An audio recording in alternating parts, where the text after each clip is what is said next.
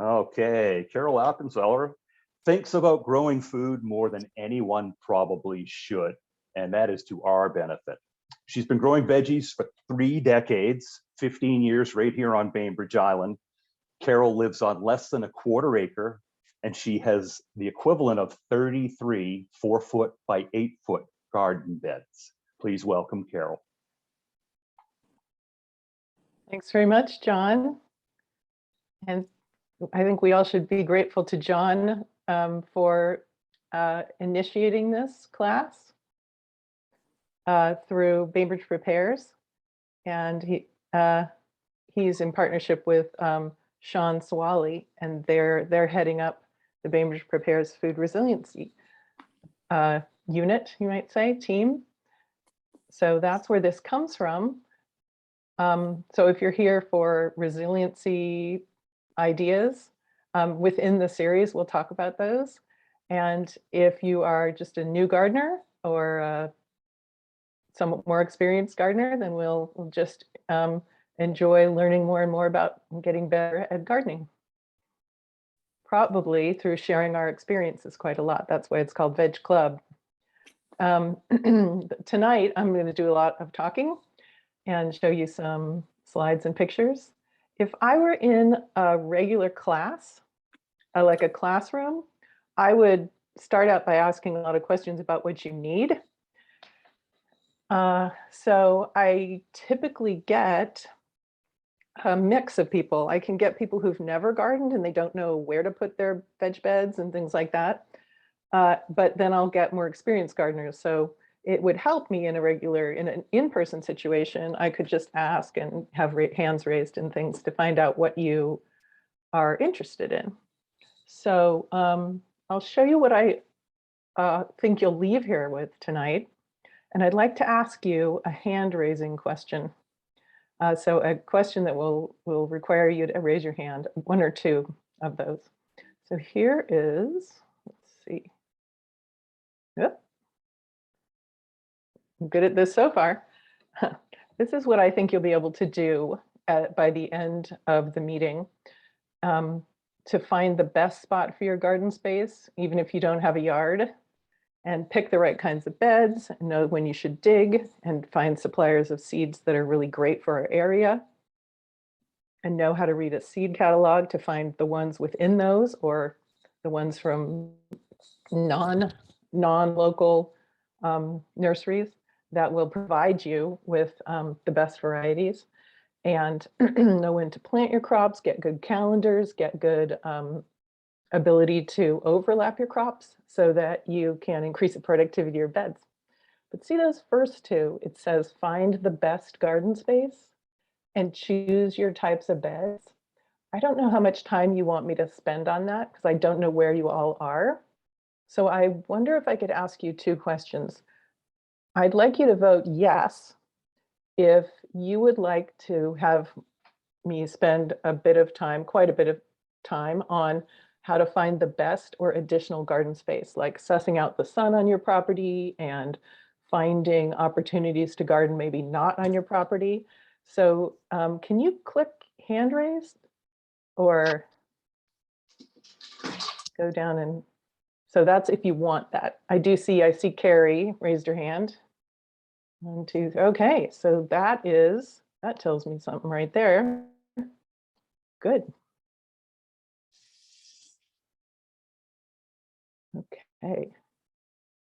Okay, that's a few of us. And how about choosing, this is the second question, that's the last one. How about choosing beds to meet your needs?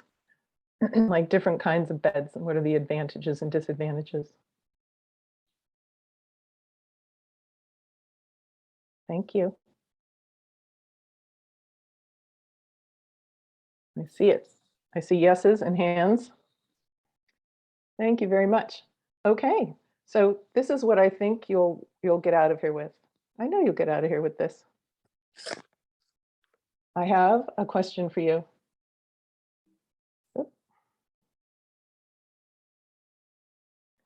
So what should go in your sunniest spot? And I ask this because we do tend to plan a lot of stuff in our gardens if you have the opportunity to plant a garden. And then lots of times vegetables are kind of an afterthought. And they go in that shady area over there behind the shed. So knowing where your sun is and really looking for it can be super important. And so we'll spend a little bit of time talking about that. Let's see.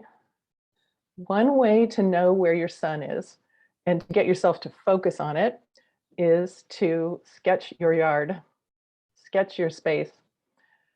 So this is a sketch, and of course you have to know which way north is. Make sure you know where north is. And our sun comes from the south for so many months of the year, and we might be growing during quite a few of those months. And then of course it's straight overhead, but we're still going to get shade. So I've sketched in shade, and I found trees, and I know there's going to be shade there. And I've noted the microclimates. Your south wall is going to be warmer, and you really have to pay attention to how many hours of sun you get. So I say 5 hours right here, and it says 8 to 4, which is more. And if I just looked out my window, I would have thought, yep, that's 8 to 4. It's sunny out there, but it's not. It's sunny in one part from 8 to 1, and it's sunny in another part from 11 to 4. So I'd never get more than 5 hours. And that influences what I can grow. So you might not be completely sure about whether or not you know where your sun is and how to find it. So what if you're unsure about the number of sun hours you get? Well, there are 3 ways to take care of that. So one of them looks a little bit scary. It's this kind of a drawing. And these are hash marks that have been put on here every 2 hours during a sunny day. But it's not as daunting. You don't have to stay home the whole time. So when I did this, because I finally was kind of frustrated with my son and couldn't figure it out, I went out one morning at 8 and I made some hash marks in one direction. You don't have to make the hash marks. You could just shade it in the area that you're interested in. And then I set an alarm for 2 hours on my phone, and I did it again. And then I set an alarm for 2 hours, and I was gone for the rest of the day. So I didn't even do the rest of it. But over the next week and a half or 2, I managed to do it a few times. So you don't have to do it all on the same day. In fact, you don't even have to do it this way if you don't want to. You can just use your phone and take a photo. And the great thing about this is that although you don't get the map of your property, you do get date and time stamps. So that's very nice. Or you can use apps. So this app works for both, no, it only works for iPhones, but you can also use it for, you can get other apps for Android phones. You point it at the sky and you set it for any day. You could be doing this in March at midnight, and you can set it for June at June 3rd or something, and it will show you where the sun is. So if the sun is in the blue sky, then you know that you're going to get sun at that point in the day. But if there is a sun down here in the trees, like at 7 a.m., there was a sun down here. There's a picture of a sun, but it's been cut off. This means that you're going to get shade at 7 and then sun at 8, 9, and 10.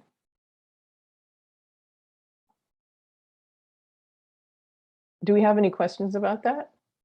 The app is called Lumos, that particular app, but there are several apps.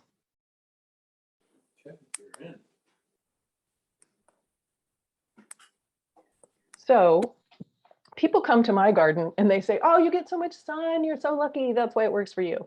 I don't, because we have these darn tall trees, right? And they're so tall, and even though they're far away, they block that sun. So what I get in my yard is a pool of light in my big yard that goes across. So in total, I have sun somewhere all day, but I don't have more than 6 hours, I don't think. I might have a bed that has 8 hours.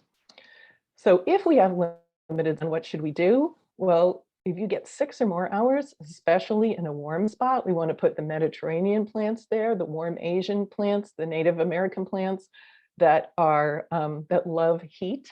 And they like especially that afternoon sun. So if you have a south-facing wall that's afternoon sun, you don't plant them right up against it, but near that is really great. And then if you get 4 to 6 hours and you still would like to put plants in that area, plants that are growing leaves and roots typically tolerate that kind of sun better. You might notice that the 6 or more hours are plants that we eat the fruits of, because that takes longer to get to that fruiting point. But the 4 to 6 hours are usually plants that you're just going to grow them a little bit and then eat their leaves. And even if you have 3 to 4 hours, I would definitely recommend that you put your garden somewhere that gets more. But if you have 3 to 4 hours and that's what you've got and you really like to try some things, these are the things that you can try, these leafy plants. And peas are sometimes tolerant of that as well. And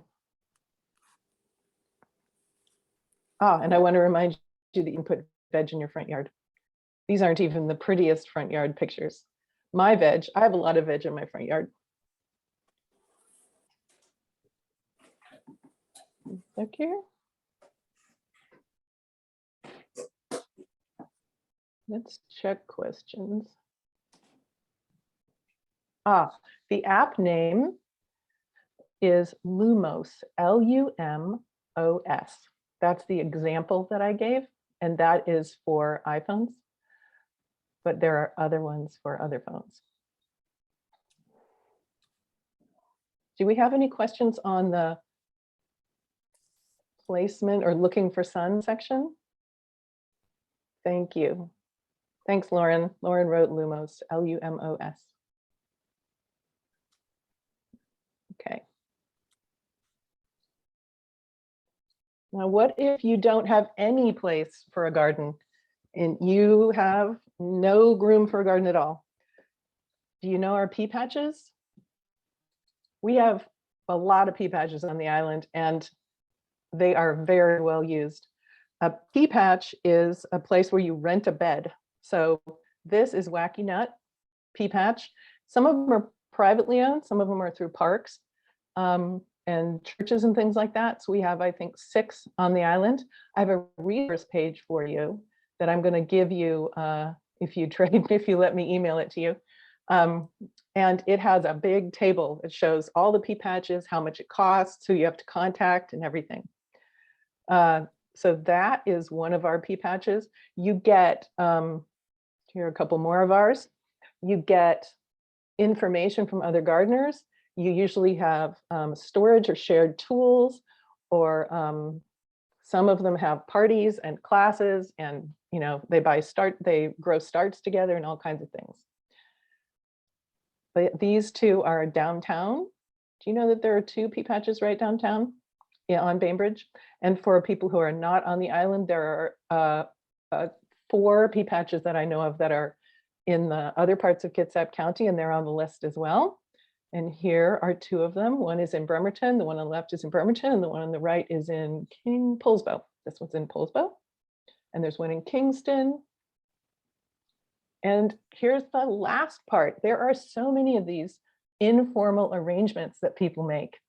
They have arrangements that you would not know about because they aren't in a pea patch and they aren't listed and they aren't at your house, but they are just people who have gained as much knowledge from other gardeners as they can and worked with friends and met other gardeners. And eventually you can tell people that you would like to share crop. There are lots of sharecropping situations around here where somebody has property and somebody has the back strength and the energy to work it. And I'd like to make a pitch for if you know anybody who wants to do this, or you know anyone who would like to have a pea patch, create a pea patch and share it with other gardeners and have them rent space on it. There are private pea patches on the island, and we could use more. We could use a lot more because some of our pea patches have very long waiting lists. So I think we could use tons of them, tons more in the county. And I could connect that person, whoever's interested in doing this, I could connect them with other people who have pea patches on their private land, and they could give you guidance about how to do it. So that might be you. You might be thinking, I've got the space, but I'm a little scared of the, how much work it'll be. Now you know where your garden's going to go, or at least you know how to figure out where it's going to go. What kind of beds do you want? is the question. So we can look at raised beds first. And these are big containers. They're almost like really big pots. The ones on the left are going to save your back. And the ones on the right, they warm up quickly. Both of them actually warm up quickly in the spring, and they drain really well. So if you have really like gravelly soil underneath, or you have swampy soil underneath and you want to have better drainage, you can use these.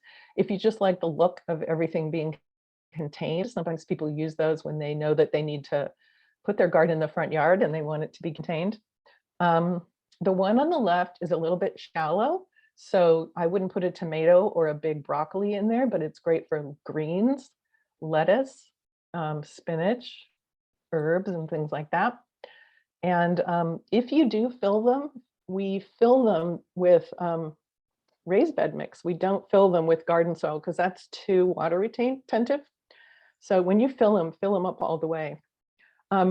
A consideration with these is if you built the one on the right out of cedar, it would be somewhere between, depending on where you get the wood, it would be somewhere between the mid 200 to mid 300 per bed to build it and fill it if you use cedar right now. I did call Home Depot and a couple of other places. So if you're looking to, if you can and you want to put the work into that and the money into that, that is a good way to go. And if you don't and you want to go straight into the ground, do in-ground beds. The left picture is my front yard, and I just cut around what I thought the bed should be shaped like, and I dug the grass out. You don't have to, but I dug the grass out. I cut it into like bricks, grabbed it by its little grassy hair and smacked it on the side of my shovel to get some dirt off, and threw it off to the side, and then amended the soil. But you can do it differently if you don't want to do that much bending and whacking of grass. You can just take out the grass around the edge and then put a whole lot of raised bed mix on top of it, like up to a foot, and create a gently mounded bed like that and plant right on your grass. And your grass, there are varying opinions about whether you have to put cardboard over your grass before you put the compost on top or the raised bed mix on top. I have a link in the resources page to an article by Anne Lovejoy that details how to create those mounded, gently mounded raised beds without edges, you might say. But here in my garden, I just took the grass out and then I amended the soil. And I'll show you what I amended it with. On the right-hand side, these are kind of what my beds look like when I've amended them, because they do get a little bit fluffier. But these are kind of the gently rounded or even flat on top beds that you get when you do an in-ground bed. Let's see, the ones on the left are in the right photo, but the ones slightly on the left of that photo are flatter on top, and the ones on the right are rounded. I like the flatter top for me because the water goes in more consistently, I think. But Anne Lovejoy likes the rounded top ones, I think. And if you have drip irrigation, it should be fine, or you water really gently, it should be fine. On mine, I kept my grass. A lot of people don't. They will put cardboard down and chips. On my photo in the left, I kept the grass because, yeah, it's half weeds, but I'd rather mow the weeds than pull them. And the chips do get weedy again. So you do end up having to weed if you want to keep that tidy. And the grass, in my experience, does not infiltrate that much. I do like cut around the edge of the bed every once in a while when I'm just out there anyway, but I don't get as much grass as I expected getting into those beds.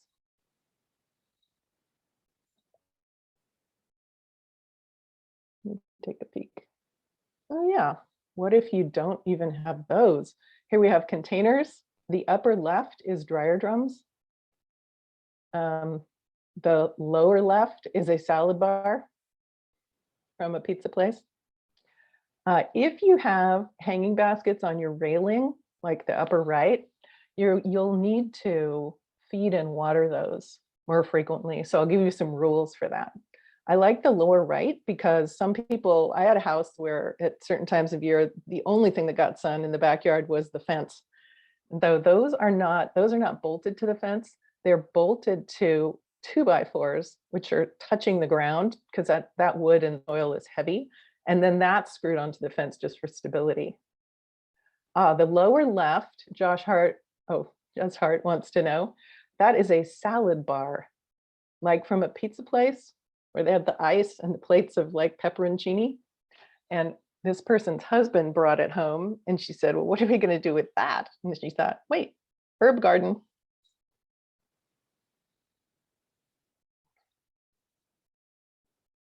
Some people tell me can't garden because they've got rabbits and deer. Oh, we can't do it, they say. Well, I've got rabbits and deer and I have no fence. So I will show you my favorite thing is the motion activated animal repellent sprinkler. They don't waste as much water as you'd think because the animals get trained and then it doesn't really go off very often. And if you're thinking you're going to spray the driveway and the walkway, they limit, there are knobs on them that you can limit how far out they go and how far to the right and how far to the left. And there's an off switch on the back where you can turn it off when you go out to work in the garden. You will forget once and then you will not forget anymore. So there are a lot of brands of these. If you find them on eBay or a garage sale or something, I really like the original Scarecrow brand, but there are a lot of other brands and Scarecrow changed hands. So what I would do is look that up, motion activated sprinkler, and look at the reviews for those brands, see what you like. And if you find a Scarecrow at a garage sale or something, I'd get it in a minute.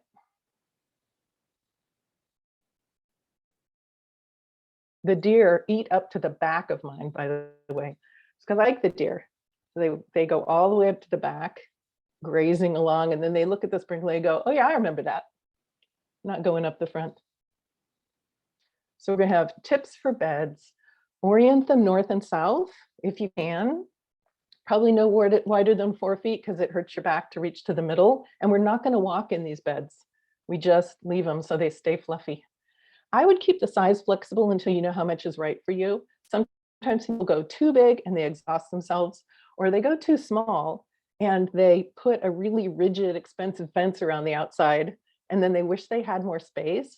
And what we end up doing when we wish we had more space is kind of jamming plants in too tightly into the garden space we have. And then we say, oh, I'm not a good gardener because they're not, they're puny plants. They're great. They're great. You can just do a little bit and then expand if you want to. Think about the wheelbarrow width if you have pathways and you want a wheelbarrow, think about that.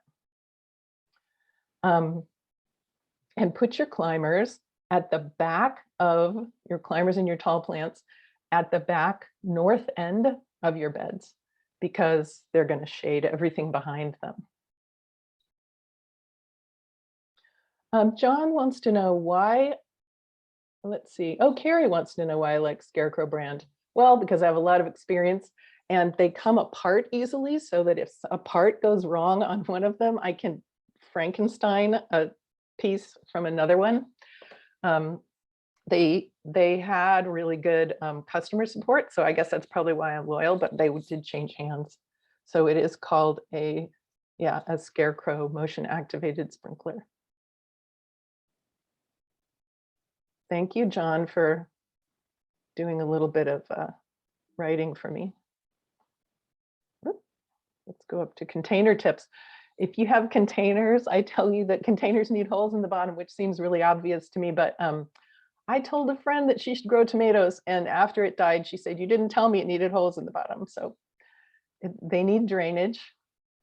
They need more frequent watering, especially if you have them in a porous pot, those terracotta pots, they can be very porous and unglazed, they can give up a lot of water. So you might even want to go with a glazed pot or plastic if you're comfortable with that, because they can be easier to keep watered and keep the plant happy.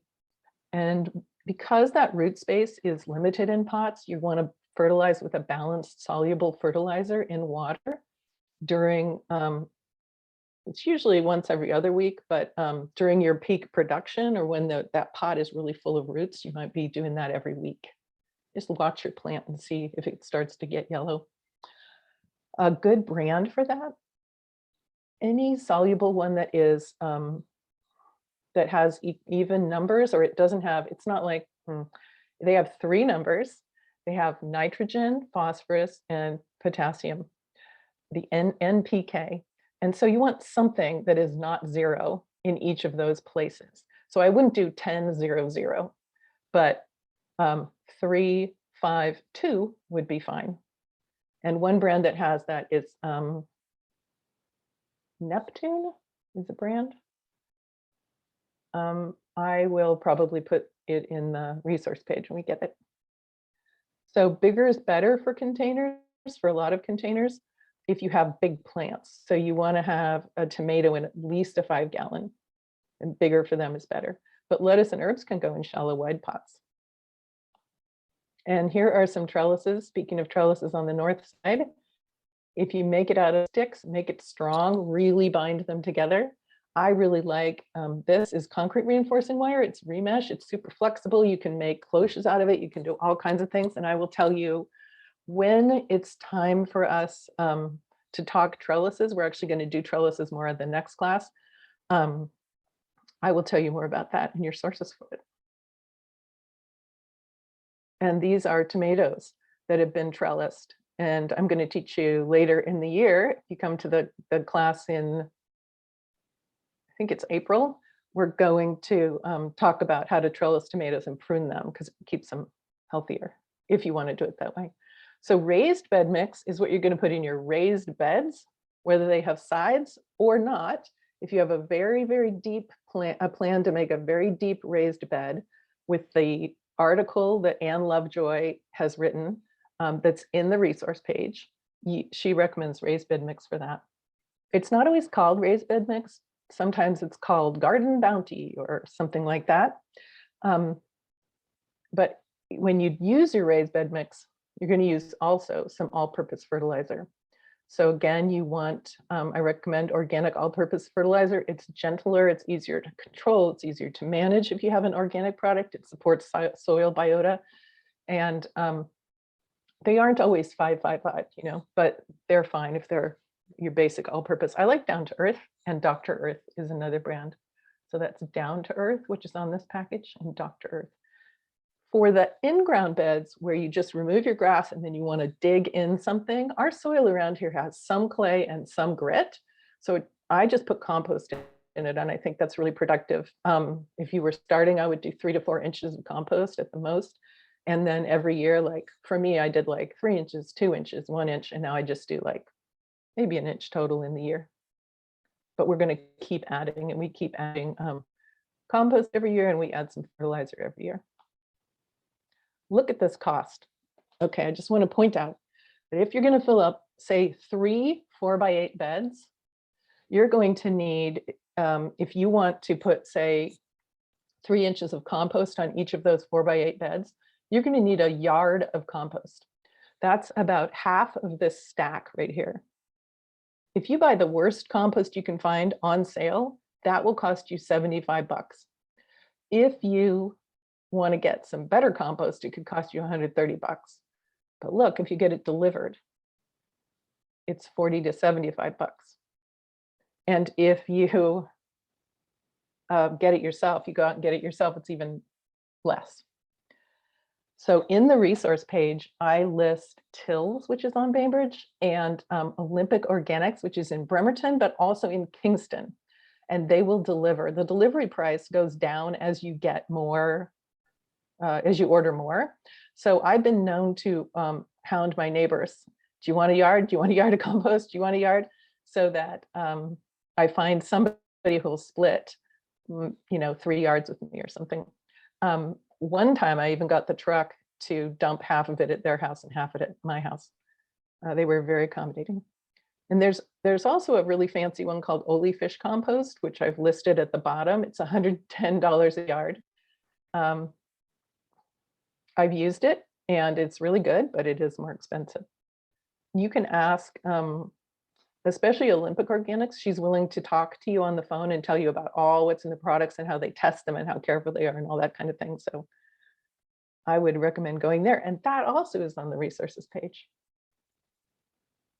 Let me see where I am here.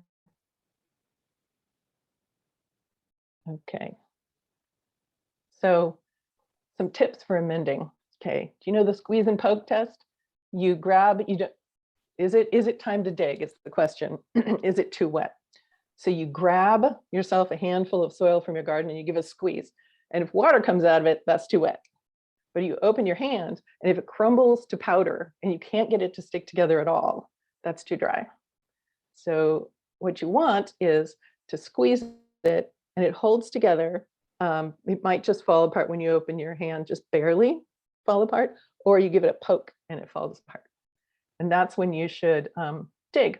You don't want to dig when it's soaking wet because you crush all the air out of the soil and then it dries and it makes bricks.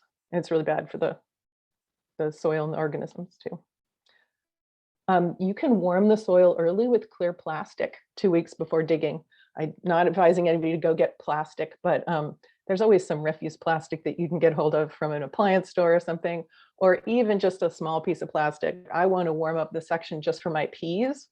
So I have this piece of plastic that something came in and I slit the long sides and stretched it out and I just put some rocks around the edge, and that will keep the rain off of it if it's rainy, and it will warm it up a little bit. So that's how I get sort of a jump on my pea bed. Hand digging is kinder to your soil and the microbes like it better.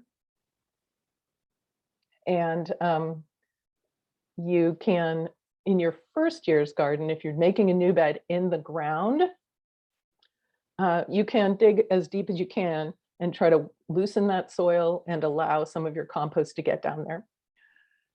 Around here, a lot of times you can't get deeper than 10 inches at best, but it still works fine.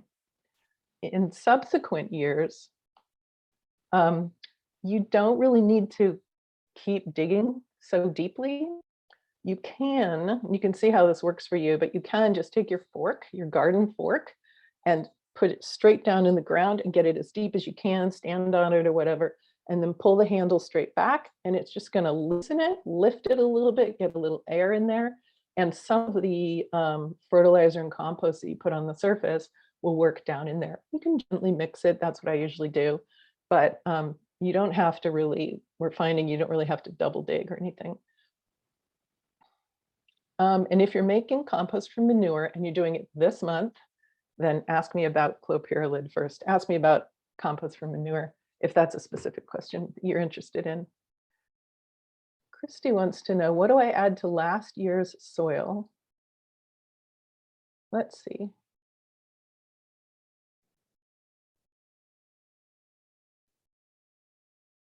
Okay. If, let's see, 50-50 first fish fertilizer and garden soil is what you had, Christy. So if you already have a bed full and it drains well, I would do an inch of compost and a little bit of fertilizer. And I have instructions on the resource page so that you know how much fertilizer to put on at the recommended rate. So for when your garden is first starting, it's fine to keep going on with putting a balanced fertilizer on. Later on, we might want to ask ourselves, well, I keep putting this balanced fertilizer on. Am I building up too much phosphorus or potassium or something like that? And then we might want to get a soils test. And there is a local lab. There are many labs you can go to. Some of them charge a lot more, like 10 times more than others for similar testing. So it's a good idea to keep an eye on that. And there's one, I think it's A&L, that the Conservation District recommends, or they use it. And I have that in the resource page that I'm going to give you. But that is not for a beginning gardener, I would say. You have enough to think about already. So I would say just do your inch of compost in your old bed If you think it's particularly doesn't have much, doesn't look like it has much organic matter in it, you could put a couple of inches on. But it sounds like you did fish compost maybe, and garden soil, right, Christy? And so that seems like that's probably a lot of organics already. So you're probably okay with an inch of compost. All right. Okay. So next we're going to do how to feel like a food growing genius. So we've been talking about like beginner, how to get your garden going, but this second section is more for, it's for everybody. But if you already have an established garden, then you're wondering, why are things not as big as I expected or something? We'll talk about that. So John, is it appropriate for us to have a 5-minute break?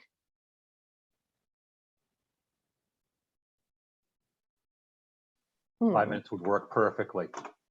Time for a cup of tea. Yeah. Okay. So what, I am unable to see what time it is. I It's have 7:40. So we're 7:40. going to meet back. Yeah, we're going to meet back here at 7:45. Okay. Oh, I see Julie says no break needed. Sorry, Julie.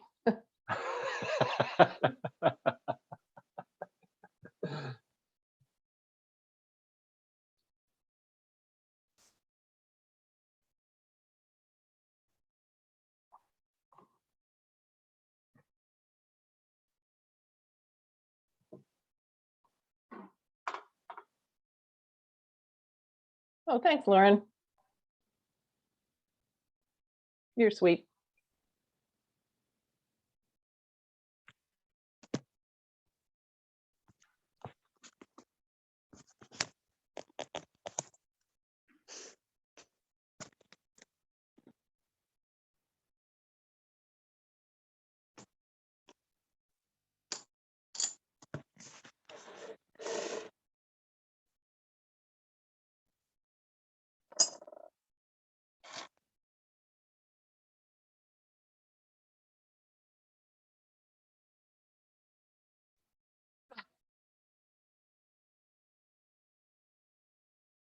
I see that, let's see, Rochelle is asking about thoughts on the lasagna gardening method.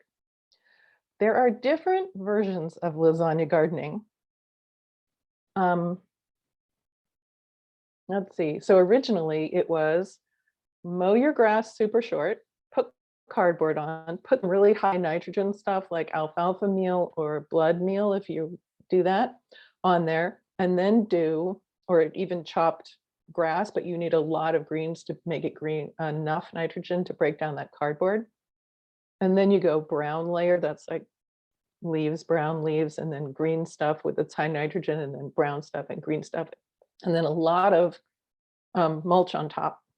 So the idea is that you're going to kill the grass underneath and create compost for your next year's garden, or if you do it in the autumn, supposedly by the following spring. There are people who love it, and there are people who say that's not that productive. Like you could just compost in a compost bin and kill your grass some other way. For example, skip the cardboard. There's one school that says skip the cardboard and just put 12 inches of chip mulch that you're going to use somewhere else, and eventually, and that will kill that grass for you. Remove the mulch and then start digging. But that's still going to take you a lot of time.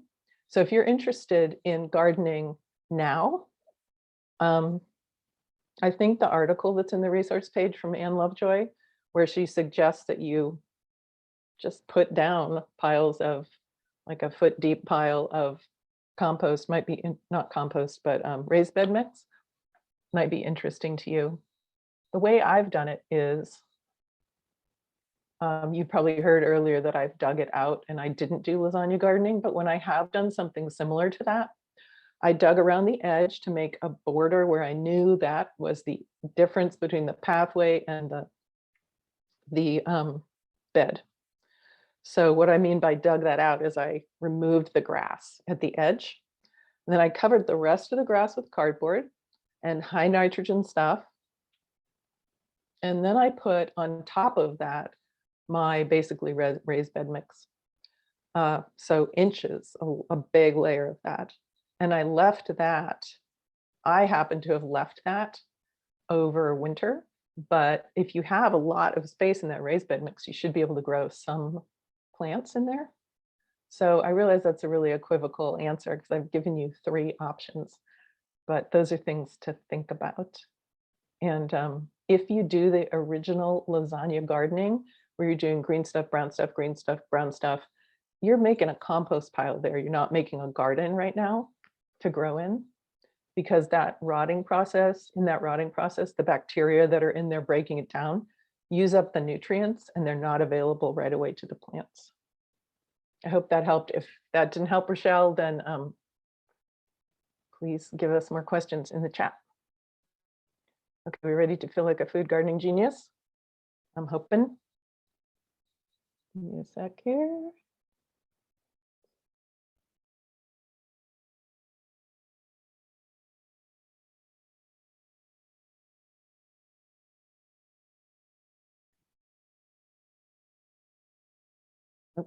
Okay, step 1, plant the right plant at the right time. So new gardeners, I don't know if you know this, but there are plants that love the cool weather, and those love it in the Pacific Northwest. And then there are plants that don't love the cool weather. They like a long, hot Mediterranean summer, and we have to be more careful with those. So on the left, you see all the plants that tolerate the cool climate. We plant those. There's some of the earliest plants we plant in the spring, and we plant them again to grow over the fall. If you want to grow them in the fall, for fall and winter and even next spring's eating, come to the June class. Yeah, it's the June class. And we'll get you ready for that, because you actually plant them in the heat of summer and then you baby them along. So, but the ones on the left are the ones that we're going to get started first in gardens in this area. And the ones on the right are, you can see that's a lot of fruiting things and Mediterranean kind of things. They need more pampering. So we're going to grow this in the summer, and we often buy starts of those around here. Although you don't have to, you can get your own starts going. So right plant at the right time. And how do you know when to plant? We're going to use planting calendars. Whoop. Just a sec. See if I can get myself a planting calendar here.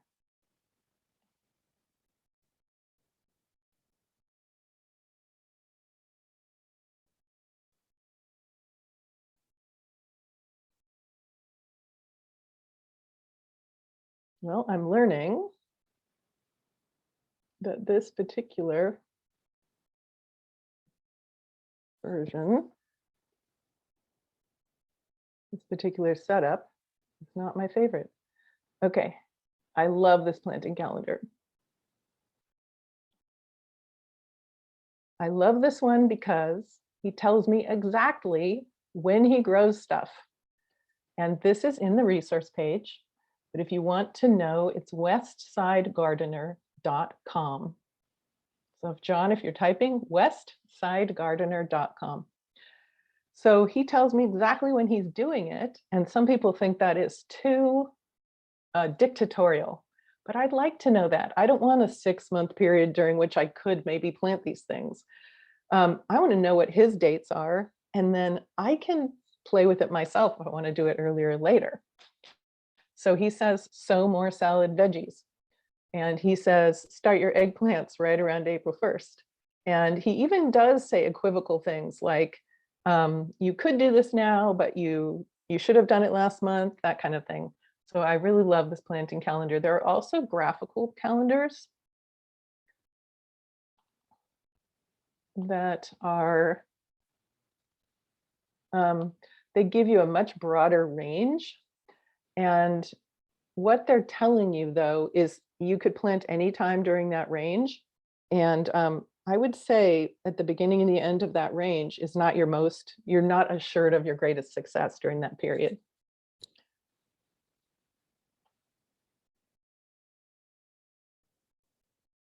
So those planting calendars are really great.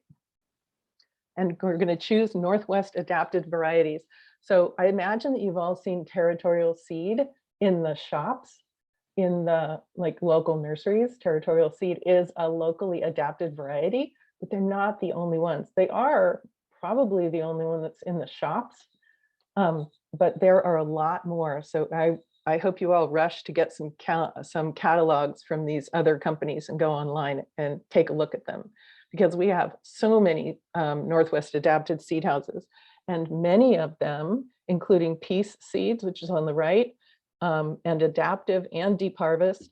I think Uprising does it as well. They probably all do it. They have seeds from people who have PhDs and have decided they're just going to breed seeds for the home gardener, vegetable seeds for like radical self-reliance. And they're really great people, and they have wonderful, wonderful intentions, and they've made wonderful plants for us in the Northwest. So any of these places will have Northwest adapted seed. They're really focused on your needs. They're also in the resource page. So I'm trying to write all your notes for you. There's a big table of these in your resource page that tells you all about them. Tell me where the resource page is. Yeah. At the end, I'm going to give you a survey. And one of the survey questions is, please give me your email address. And then I will email you the resource page, if that's okay with you. Thanks. That's okay? Good. Let me see.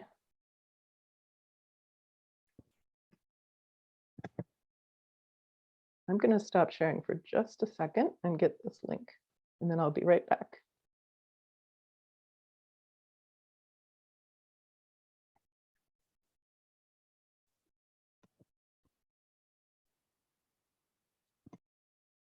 Should have had this be the break.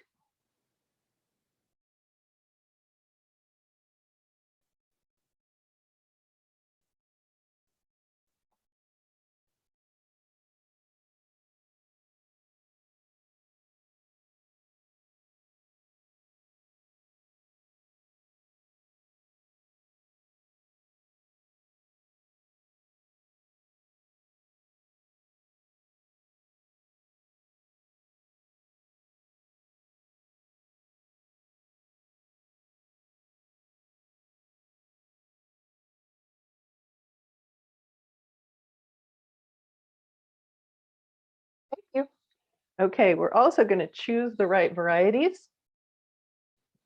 And we are doing this by looking for these words. So you don't have to use Northwest adapted seed catalogs. You can use seeds from all over the country, but I recommend that if you do that, because they carry varieties that you particularly like, but they're in Maine, I would go with something that's at our latitude. That gives you the daylight that you need. I would not use planting calendars from somebody who's in Maine. Let's look at an example of us finding these words in a catalog. So here is sweet corn, and you can see that they are talking about early maturity and strong emergence in cool soils. So that's what you're looking for in these situations in catalogs anywhere, even if it's a catalog that's not adapted to the Northwest. And another thing that you want to look for is days to maturity. So you want to look for short days to maturity for warm season crops. A lot of these things that you're looking for warm season crops, like corn and beans and tomatoes and things like that. Brassicas, which are anything related to cabbage or kale or broccoli, they're much more tolerant of our conditions. But you want to look for short days to maturity in these crops, in warm season crops. But how do you know from looking at 80 to 90 days, is that short for corn? Well, one way to know is you get the paper catalog, and they will list the days to mature. They will order them by days to maturity. So within the corn section, it'll say, this one's 80 days, this one's 90 days, these two are 110, so you get to choose. And also paper catalogs are really fun to look through.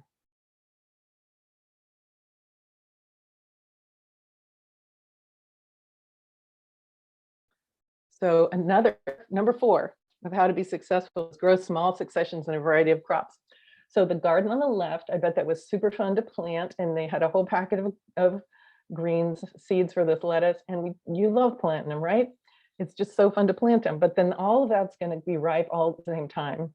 And that means that you're going to have a lot of lettuce all at once. And the food bank will thank you, but it might not be your most efficient use of your area. But on the right-hand side, they've got a little of everything. So you can see they have carrots and chard and lettuce and just a few. So the way that you do that is you can think about how many heads of lettuce do you use per week, multiply that by 2, and then every 2 weeks, every other week, put a few lettuce seeds in. Or if you want to do it every 3 weeks, you can. You might want to set an electronic calendar for that. You also want to give them the space they need. So on the right, that is a kid with a prize-winning cabbage, but cabbages regularly get that big. So you might think that's way too much space. I'm not going to grow a cabbage that big. I'm not going to grow a cabbage. So you might want to skip cabbage. But if you do want to grow it, whatever you want to grow, giving them enough space applies to beets and carrots as well. So I'm using this as an example. The things on the left should have been that big. That's 4 cabbage plants. And I bet I know what happened. This person bought a set of starts of cabbages, and there were 4 of them, and we don't want to kill them. So we plant them no matter how much space we have, we plant them in there, and we imagine that they'll get big, even though their roots can't get big. And yeah, they got some cabbages, but they could have been bigger. So I'm just thinking about you as a new gardener, getting all the encouragement that you can from your garden. And so as a new gardener, you might not want to do crowding. You might want to show yourself that you can grow something, it doesn't have to be prize-winningly huge, but that you give it enough space so that it can reward you back. So we're giving it food and water and root space. And I'll show you an example of how much root space plants need, or plants have, how much they'll take up. I'm not saying you have to give them absolutely all the root space they can stand, but I'm about to show you a picture. Let me see if this is the right one. Yeah, I'm going to show you a picture of an onion and a carrot. And this was an experimental plot of super deep loam, and they seeded them into this loam and they let them grow absolutely as far as they wanted. And then they did this kind of archaeology, paleontology thing where they sliced down right next to the carrot, next to the onion, and they left the roots intact, half the roots, and then they sketched them. So picture what you think the roots of an onion look like and what the roots of a carrot look like. And then remember that when you see this next picture, each square is 1 foot. Come on. Oh, wrong way. There.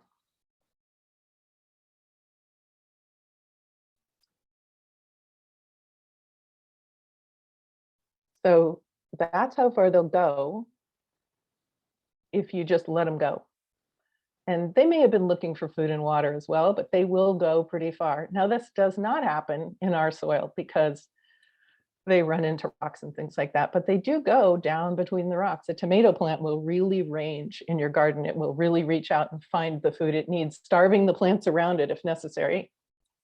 So I'm telling you, I'm not saying that you need to plant an onion 1.5 feet away from the next onion, or a carrot, what is it, 2.5 feet away from any other carrot. They don't mind sharing root space. But if we really crowd them tighter than the packet recommends, then that's when we get, like, people are asking me, why is my kale puny? Why are your carrots big and mine are small? Well, you might want to give them a little bit more space from each other and also from like the separate crop growing next to them. And then if you want to learn to crowd your plants a little bit more, when you're a more experienced gardener, then you're going to feed them more. You're going to feed them more regularly. Maybe you're going to give them more water, and then you're going to be doing intensive gardening. But I would like you to have like some respectable sized onions when you grow those. So you feel good and you know that you're doing it. So let's look at the back of the Brussels sprouts packet. Now, Brussels sprouts are monsters. They're not a pet that you want to invite over unless you have a lot of space. But it still illustrates, this packet illustrates what I'm talking about. So what we do is we go planting and we look at the packet, and it says plant them, seed spacing, every 2 inches, plant them every 2 inches. And then they come up and they grow, and we've long gone is the packet. We don't know where the packet is, or it's in the garage and I can't be bothered. So we think, well, I should thin those. What would be good? I've already taken out 4 of them and it's so painful to kill these baby plants. Okay, they're 6 inches apart. That's probably good. I killed a lot of baby plants. There must be enough space. But look here, space after thinning, 2 feet apart. Whoops, 2 feet apart. So do check the packets, I would say, and give them the space that they need. Now, a Brussels sprout takes up tons of room, but a beet or a carrot, if it says rows 1 foot apart and then plant the carrots 2 inches apart, it doesn't do them any good to plant, just a giant amount of carrots in the 6-inch space. So you can give yourself a real advantage if you give them a little bit of space. But we don't have to plant in rows. So you can plant like you have them on a cookie sheet, like cookies in a cookie sheet. And here's how to find out how much space they need in that situation. So at the bottom, you can see it says the packet says plant 2 inches apart in rows that are 10 inches apart. You add those 2 numbers and divide by 2, and it comes out to 6. So then you do 6 inches apart in all directions from the center of the plant.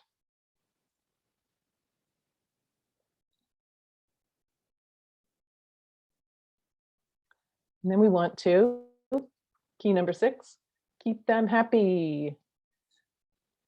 So of course, we're going to keep watering them as necessary, and we're going to mulch them. But I don't mulch my tender green stuff that's trying to grow. Like if I put lettuce or baby broccolis or something out in the springtime, I don't mulch them. I know it does keep the weeds down, but I don't mulch them at that time because the mulch encourages slugs.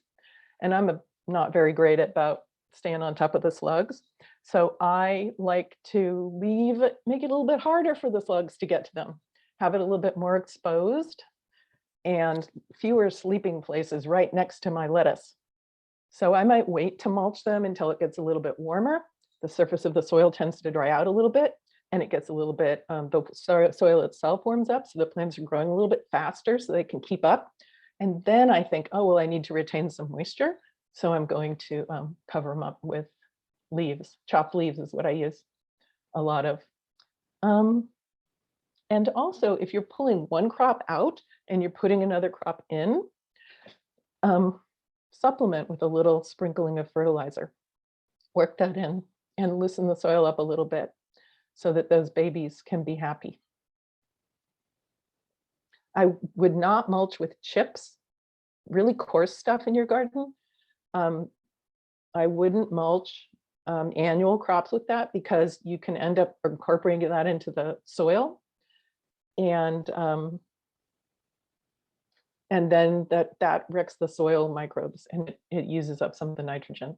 There are permaculturalists who do keep a layer of chips, but they're careful not to mix it in. And it's usually a softer kind of a chip. It's a ray meal chip. Okay, key number 7 is plant in successions. Oh, I wish that I could see your hands better because I wish I knew who was, who already planted in successions. But successions, I think we all think we know about successions, but they're super powerful if we can really keep it in mind. So if we look at the early spring on the top left, the ones with the red stems, let's say that's overwintered chard. And chard in its second year will often bolt. Frankly, it'll bolt in its first year too. It's kind of picky. So bolting is when it goes to seed. So it's going to make a tall seed stalk. And the way you know it's going to bolt is you looking at your chard because you pay attention to your vegetables and you see that they used to grow leaf, leaf, leaf, leaf, leaf really close together at the leaf stem, right where it connects to the stem. But it's starting to get spaces in between the leaves. It's getting a little bit taller. Then I say to myself, that stuff is going to bolt. I'm going to leave it there for a couple of weeks. And right now I'm going to put some lettuce into some cells or little pots so I can get that lettuce going. Or you can do it directly in the ground around them. And that's going to give me 2 to 3 weeks head start on my lettuce. If I wait for that chard to come out and then I put the lettuce in, I have to wait even for that lettuce to even poke its tiny head up out of the ground. And while it's trying to poke its tiny head up out of the ground, slugs are probably eating it. So I really love getting things going. You can do this during the main season. You don't have to do, people sometimes think of only growing things in tiny pots, like when it's too cold outside, but you can grow them in tiny pots in the main season as well. I would say that when you do this succession planting, you want to keep your eyes open for what's coming out. Gosh, those lettuces, they look just about right. I think they've got another couple of weeks and I'm going to start eating those. I'm going to put some cilantro in there. I'm going to put some beets in there. And some of them you can grow in cells and some of them you have to direct seed. Okay. So so you can start cells even in the warmer seasons. There are 3 kinds of succession growing. There's same crop, that's the growing lettuce every 2 to 3 weeks. And it's really great for cilantro as well. You know how cilantro bolts all the time? Well, if you grow cilantro every 3 weeks, it feels kind of weird to do this, but you will have cilantro so that it's always in leaf instead of tasting like soap because it's gone to seed. So it feels kind of strange because the cilantro you planted 3 weeks ago is probably only 1.5 inches tall, and you're planting more cilantro. But that is because it takes a while for each crop to mature. So I just have to force myself to keep putting some cilantro in the ground. The second kind is different crops in sequence. That's when you have the chard and the lettuce, for example, that I just showed. And then the last kind is the different maturity crops. They're planted at the same time. So I have these giant pumpkins. They're squash. They're just incredibly delicious and they keep for like a year and I love growing them, but they take a massive amount of space. So it's not the plant itself that needs the space, although it does. I'm not concerned about that because it can ramble anywhere.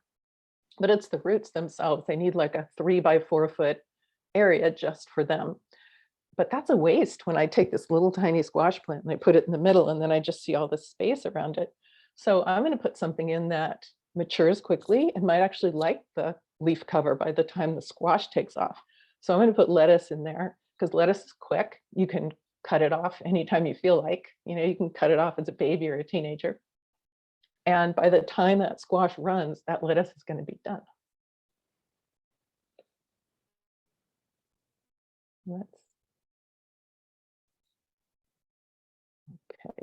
Okay, I'll take a look at some questions. Just let me see.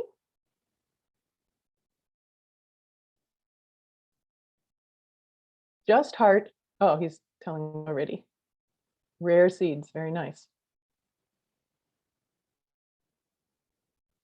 And you got fine bark chips, right? They're not the big chunks, but if you have tiny, you still might want to keep those chips out of the, like not dig them in a whole lot and still pull them away. But yeah, if they're working for you, that's good. I would think some chippiness is fine in a bed, some chips, but I wouldn't necessarily like reapply them and reapply them and reapply them. That's just my opinion, and that's the general wisdom. What can you sow in cells versus directly in the ground? Here are the things that work well in pots. There's a whole list that you can see. Cabbage relatives, if you plant cabbage relatives, they like cool conditions.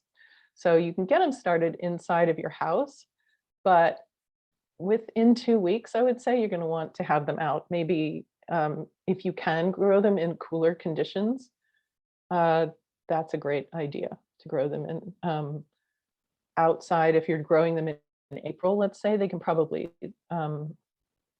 be started outside. And when you do that, you're going to have to take some precautions so that bugs don't get them. And I'll tell you about that.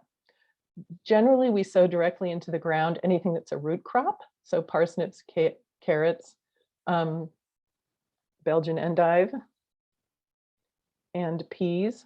And we put potatoes directly in the ground. Peas, by the way, like to be crowded. They're a very communal plant.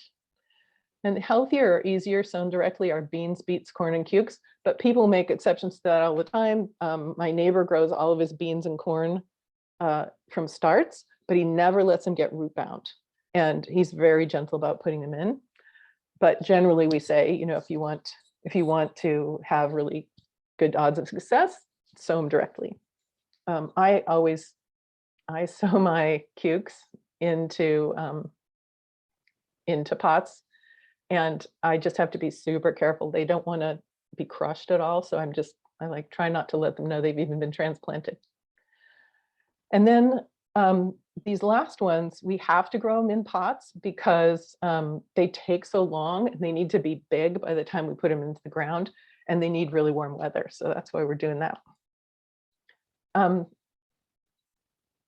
You can grow in anything.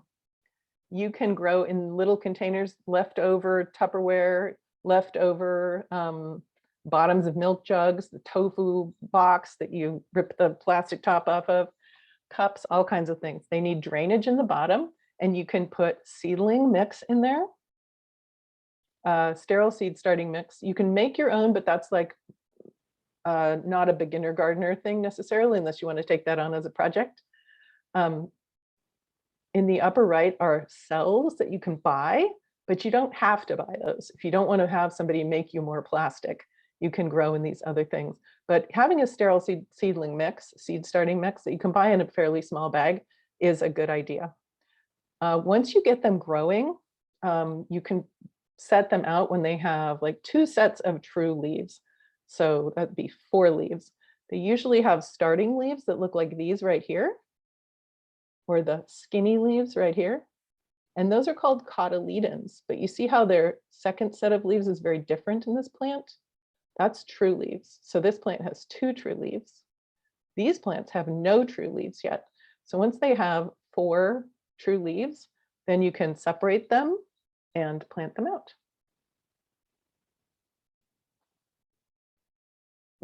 So we're going to protect starts. If we're doing these starts in the garden itself, outside, I would put them off the ground because the slugs go under, live under the bottom of the plants, wake up at night, eat, and go hide again. So I put them on a milk crate, a table, top of the barbecue, the railing of your deck, something to keep them out of the way of the slugs. And we have a cover over the top, and there's a lot of garbage that you can use for covers. This is looks to me like a plastic organizer drawer that maybe the organizer broke, I hope. You want to have some ventilation. So this person has it up on pots, or you can put holes in the sides of it so that it's protected. It's a little bit protected from the wind and a little bit warmer in there overnight, but it's not sweltering.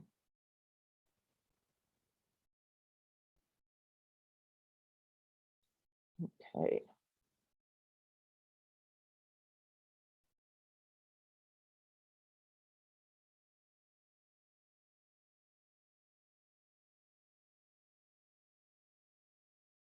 Like here, I am going to let you take a look at what the next classes are going to be.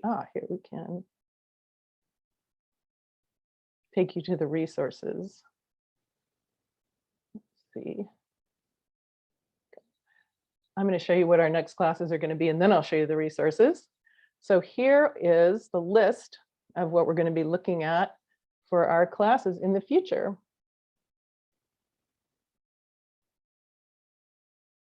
And I have a question for John.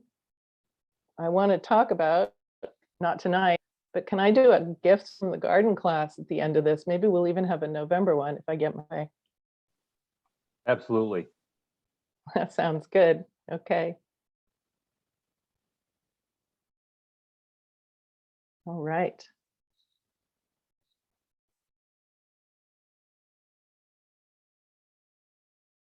Oh, that picture in the upper right, that is just a harvest. I asked my kid to go out and see what was out there and get those out of our garden.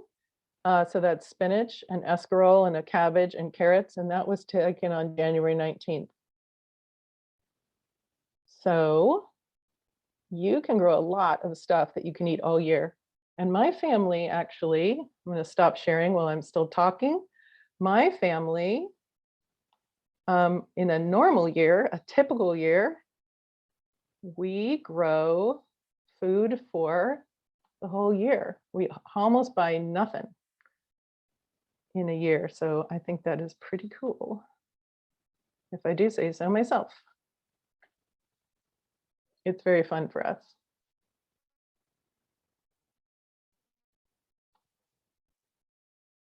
Okay, I'll show you the page. I'll show you the resources page that I'll share with you soon.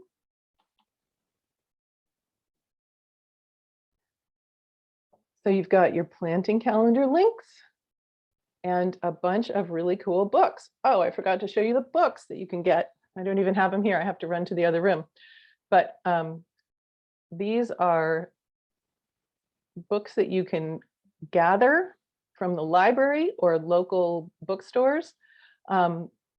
Seattle Tilth is an organization that promotes gardening, food growing, and they have the Tilth Northwest Garden Guide that is fantastic. It's very welcoming. It's a lovely introduction to the Northwest. It's super Northwest specific. Now I'm gonna, John, is it okay if I just run and get my pile of books? You bet. Okay, sorry guys.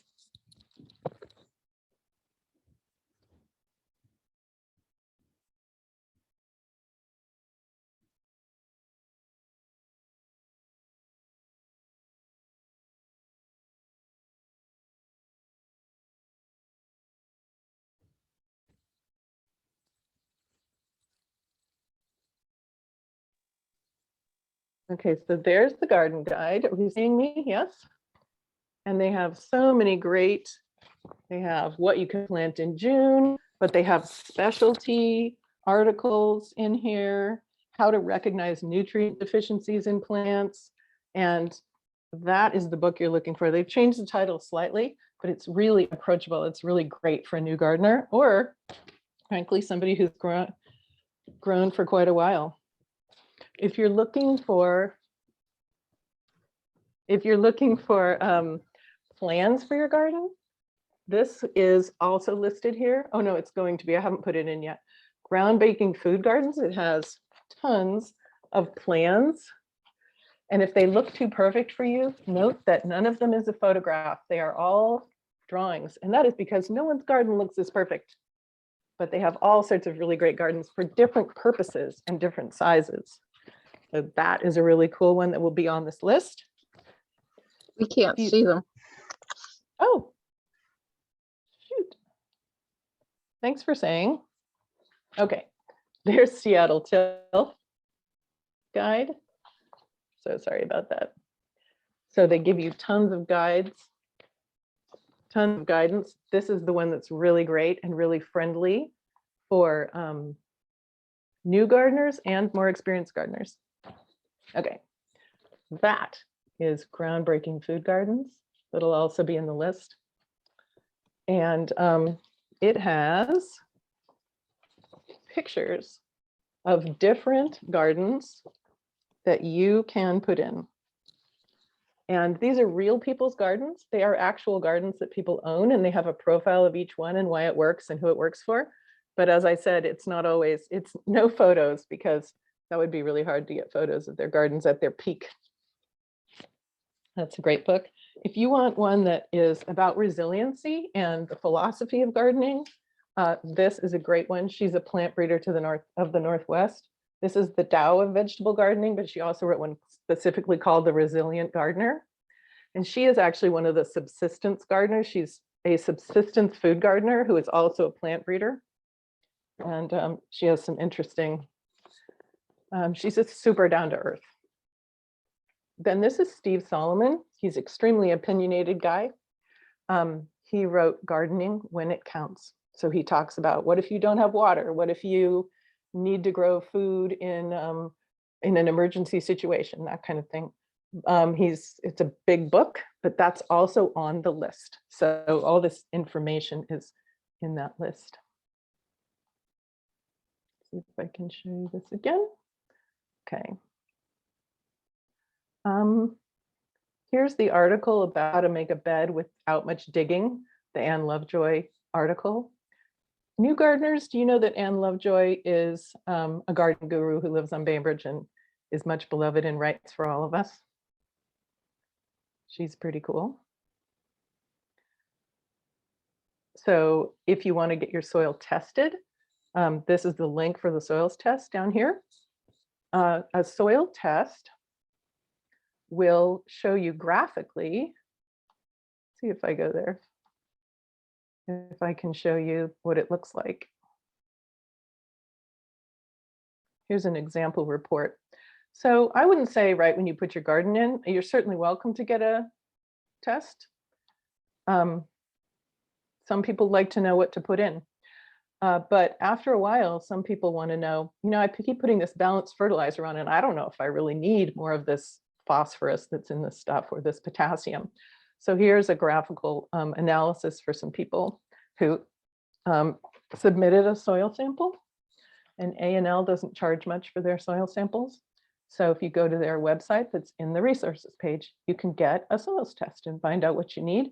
And they will give you recommendations in probably pounds per acre. So you have to go somewhere online to convert your tiny garden into, how many ounces you need for your garden, but you can do it. You can do it. Here are all the seed sources that I mentioned.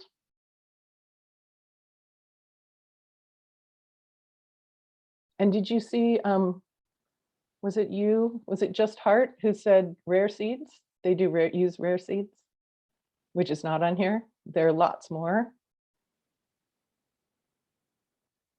So it tells you where they are. You'll be able to find out how to get there. These are some sources right here. If you'd like seeds from ancestral cultures, they're not local necessarily. You can buy Kitazawa seeds at Beihe and maybe at Bainbridge Gardens. So they're not necessarily local. So you would be doing a little adventure to see how those seeds work here. And then here are pea patches. And it tells you about the wait list. So you'll see a lot of them have a lot of wait lists. But if you just put yourself on the wait list and garden as well as you can, I would even put myself on several wait lists and just see where you get a spot and garden where you are, garden in pots, garden with friends. And then a couple of years will go by. If you have to wait that long, then you might get a spot. Let's see what else we have.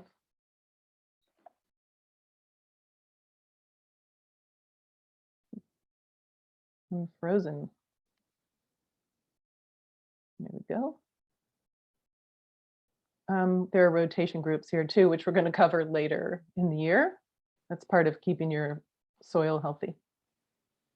Yeah, so that is part of the resource plan. Let's check the chat.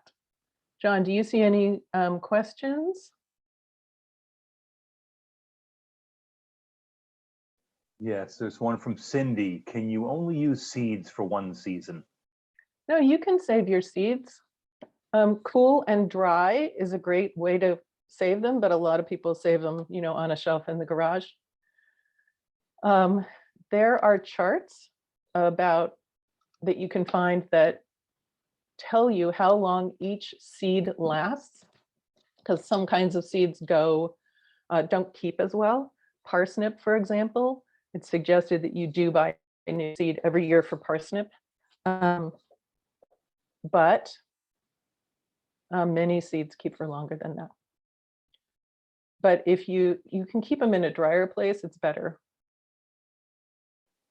And Lauren asked, did you see Lauren's question? Nope. What's the most impressive gardening success you've had? Biggest pumpkin, largest radish, Oh, that sort of thing. Ooh, I have to think on my feet. Well, the most impressive gardening. Oh, okay. I regularly have Brussels sprouts that are like maybe 3.5, 4 feet wide and maybe 4.5 to 5 feet tall, and they're very productive. So that's one. And that's you grew very cute. quinoa last year, right? Oh, I've grown quinoa in the past, yeah. And we'll talk about that when we talk about staples. I usually do an experimental plot. So I don't grow quinoa every year. So, and I don't grow it that often. So it's not my specialty, but I do sometimes do that, or I'll do wheat or popcorn or something like that. Yeah. I have squash that I keep that regularly keep for a year. They're just terrific storage crops. So I'd say that, it's not the biggest, but it certainly is the longest lasting. I sometimes have to eat one in order to store the new one. That's funny. And Lauren has a question about soaker hoses. Do they do the job?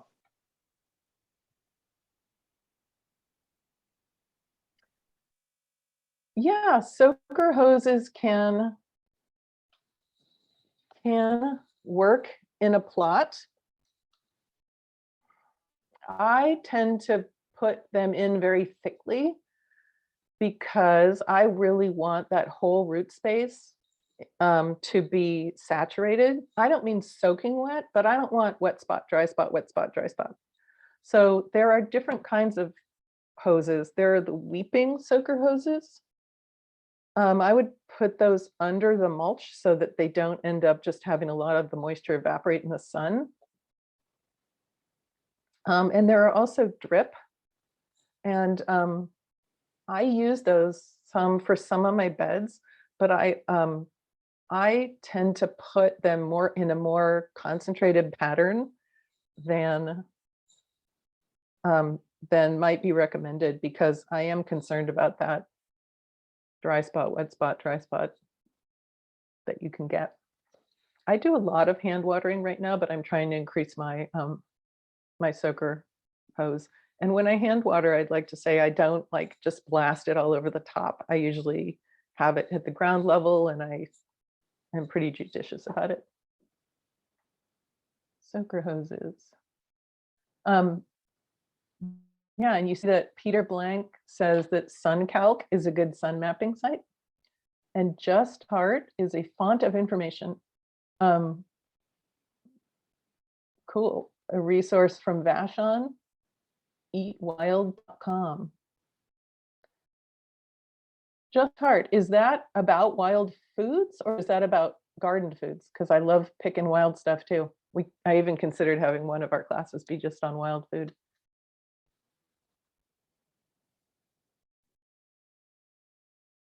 Okay.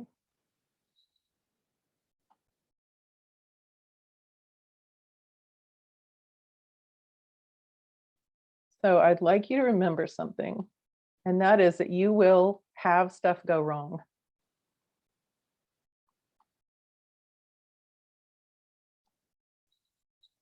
And you will have things that you don't expect and they just go wrong. But I want you to remember that you're not growing a crop, just a crop. You are growing a gardener, and everything's an experiment. And you'll learn from it and get better and better. So I think that is what I'm going to present to you tonight. I wonder if you have any other questions. And I want to thank John. Oops, I spelled your name wrong. It's Fosset, and John Swally.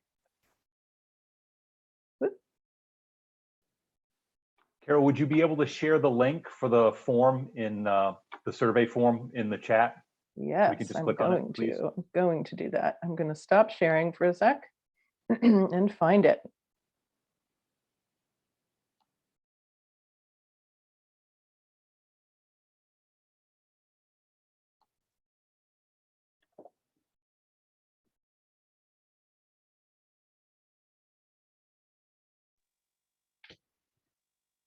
I'll fill the dead air and say thank you to Carol and John and Sean for organizing all this. This is great.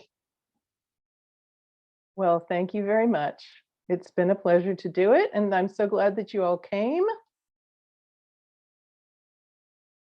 I really appreciate it. I so appreciate Bainbridge Prepares for initiating the food resiliency. The form is in the chat right now. And I appreciate that you all came. I wonder if anybody wants to share anything out loud. Do you want to say anything? Nobody? Share a question or an idea or something that you might have heard where what Carol said was the opposite of what I do and it totally works, because we would love to hear that too. Every time someone tells you something unequivocally like this, somebody else is going to say, no, I do that all the time, you know, or I never do that. It works. Carol, I'll Share the- start. Go ahead. This is Lauren. I'm glad you shared the calendar, because every time I think about my garden, it's like I'm 6 weeks behind where I'm supposed to be in terms of I should have added fertilizer, but I'm too late because I was supposed to do it 6 weeks ago, or planted the seed and dang it, you know, it's June. I should have done it in April or something like that. So I'm glad you, Yeah. the biggest thing was you sharing the calendars. So thank you. Oh, I'm glad. Thank you. Thanks for saying that. Yeah, that's good to remember. Yeah, I always think people think of fall gardening. They think of it about September. And Yep. you really have to plant your fall plants. Some of them you plant in June. And a lot of them you plant in July. Anybody else? Do you have any ideas or resources you'd like to share?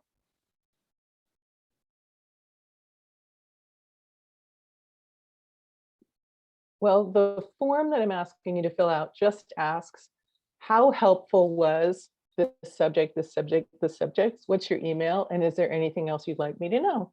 And at the end, I would love it if in the anything else you'd like to know, if you would tell me what you'd like to learn in the future, because I have this whole plan, which is not all beginning gardener things. It's some of it is more specialized, I guess you could say. But we can work in what you're interested in, I would bet. So that would be great. I've Well, gone ahead and put my email in the chat. If you have any questions about this, please feel free to just email me and I'll make sure it gets to the right spot and someone can answer your question.